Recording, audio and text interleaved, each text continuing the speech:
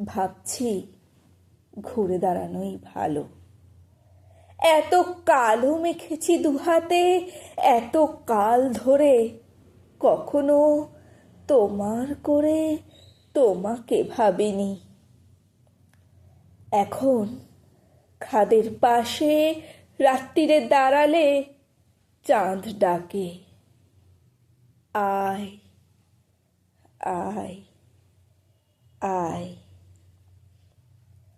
এখন গঙ্গার তীরে ঘুমন্ত দাঁড়ালে চিতা কাঠ ডাকে, আয় আয়।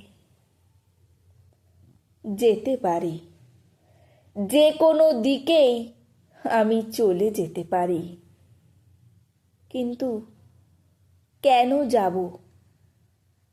সন্তানের মুখ ধরে একটি চুমু খাবো। যাব, কিন্তু এখন যাব না।